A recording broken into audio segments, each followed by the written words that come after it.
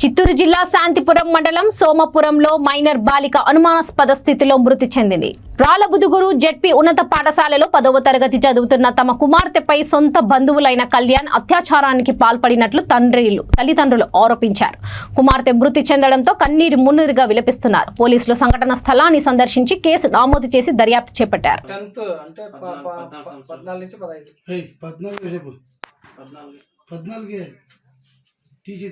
అది పక్కగా మనకు తెలియదు.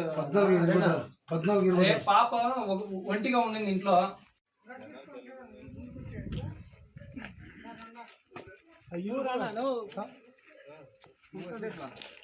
ఇల్లు కూడా కొద్ది తీసుకోండి సార్. మొబైల్ కనబడుతుంది వస్తుంది సార్. పాప కనుక 2-3 లైట్లు వేయండి.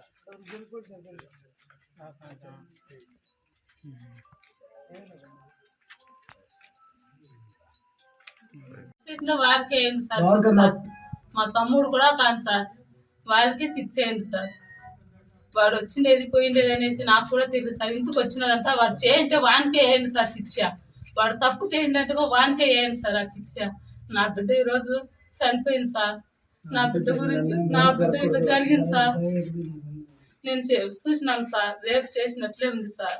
అది చంపేసినాడు సార్.